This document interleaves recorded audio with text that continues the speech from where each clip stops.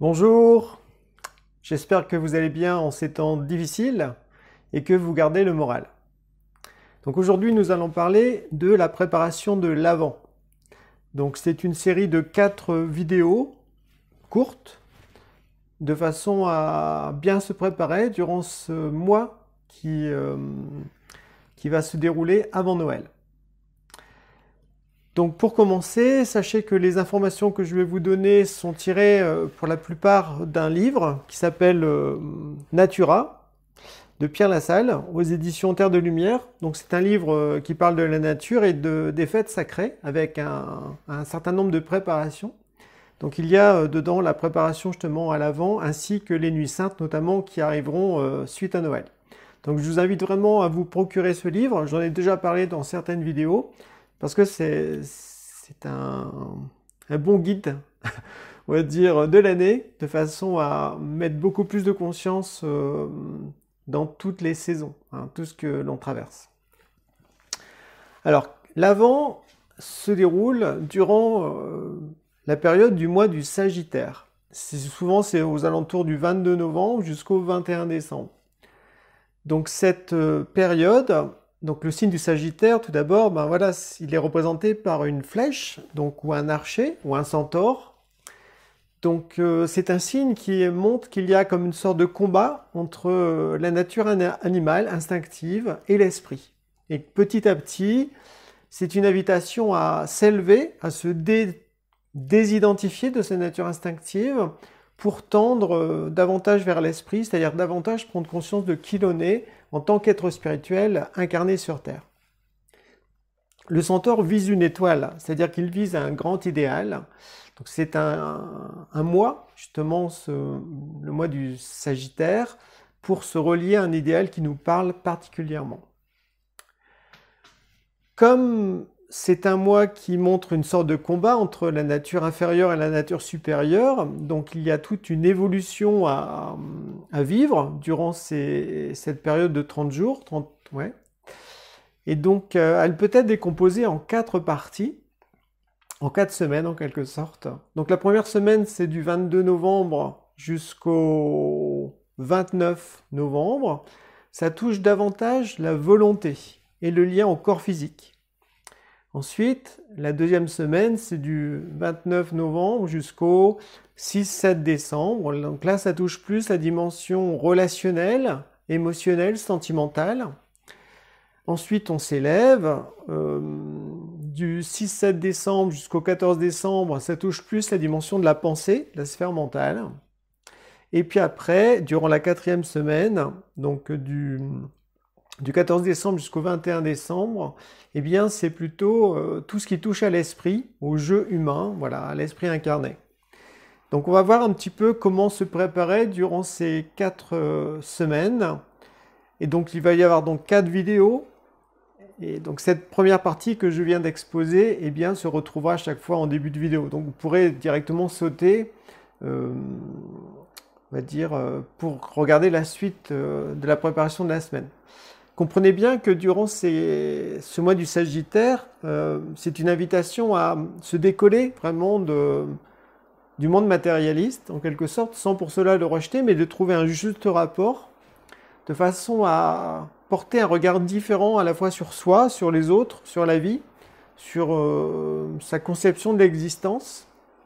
Parce que le mois du Sagittaire, il nous invite comme ça à nous décoller, à nous désidentifier, pour comme vivre une sorte de réveil intérieur, de façon à ce qu'à Noël, eh bien, puisse naître dans notre cœur, eh bien, un germe de notre esprit, qui sera comme une graine, ensuite à faire mûrir, à déployer, à développer au cours des mois qui suivront. Donc voilà un petit peu pour cette première partie de préparation.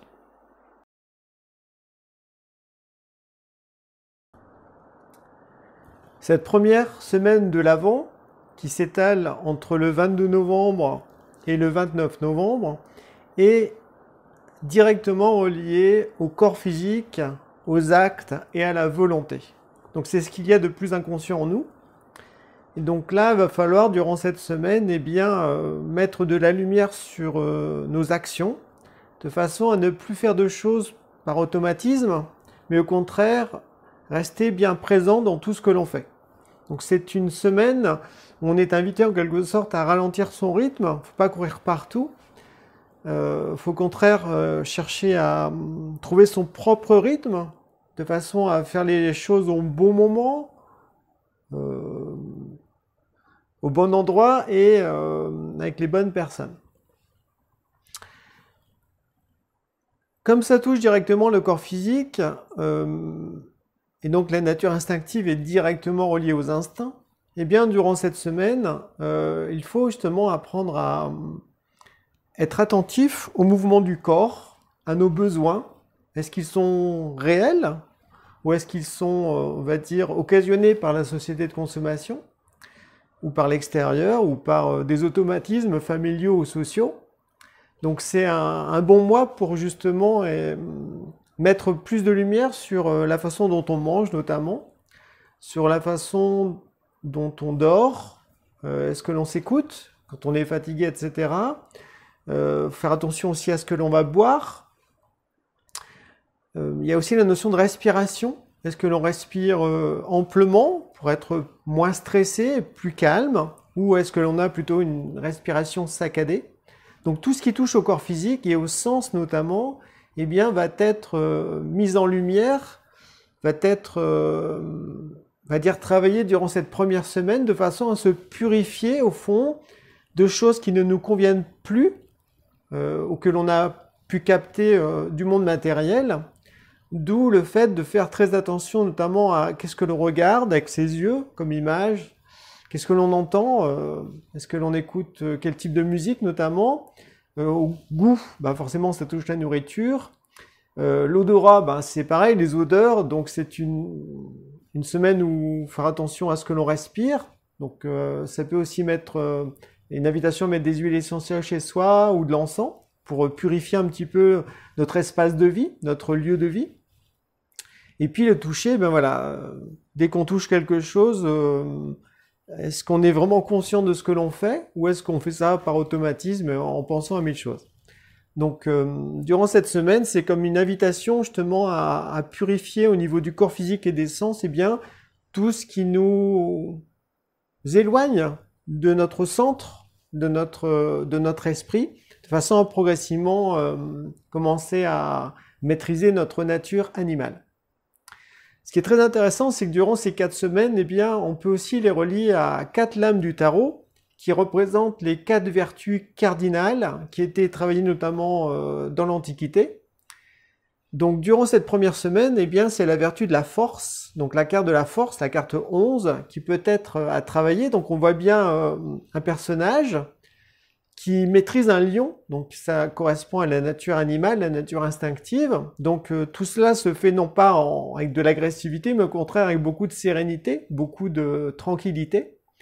Donc voilà, c'est une carte dans laquelle on est invité à rentrer durant cette première semaine de l'Avent, donc faire preuve de courage, faire preuve de force intérieure, c'est-à-dire ne pas se laisser manipuler par le monde extérieur, par le flot ou l'énergie de la société matérialiste, mais au contraire rester tranquille, serein intérieurement, et ne pas réagir instinctivement, automatiquement à tout ce qui peut se passer à l'extérieur. Donc c'est une carte sur laquelle on peut méditer, cette lame 11 du tarot, de façon à petit essayer de prendre la posture du personnage qui justement maîtrise le lion. En numérologie, on pourrait associer cette phase, cette première semaine de l'Avent au nombre 11, le 11 qui est une transcendance du 2. Donc le symbole du 11 en numérologie, c'est un cercle avec une barre au milieu. Ça symbolise au fond une épée dans un soleil. Voilà, donc on voit, c'est une invitation à se concentrer vers le soleil, vers ce qui est lumineux, chaleureux, beau, vivant. Et l'épée, c'est une invitation à trancher en fait au fond tous les liens extérieurs, les habitudes de vie qui ne sont plus valables aujourd'hui dans notre existence et qui demandent à être lâchés en quelque sorte pour être plus léger de façon à progresser vers Noël avec quelque chose de plus subtil en soi, de plus fin. Voilà, donc vous pouvez aussi méditer, vous concentrer sur cette image de l'épée droite qui tranche. En fait, une épée, ça sépare. Qu'est-ce qui est vraiment essentiel de qu'est-ce qui est accessoire? Alors on sépare. Et se concentrer sur le soleil, en fait, c'est se concentrer aussi sur un idéal. Voilà. Donc une des questions que je pose souvent aux gens pour les aider à trouver leur idéal, c'est, ben voilà, quand vous regardez le monde dans lequel nous vivons, de quoi ce monde manque-t-il cruellement?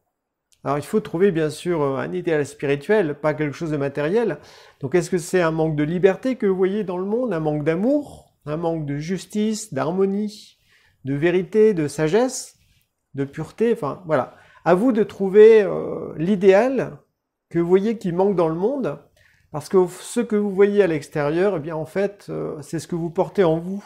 Ça correspond à une partie de votre esprit que vous êtes invité à développer. Donc ce qui fait qu'une fois que vous aurez saisi cet idéal, eh bien il va falloir y penser.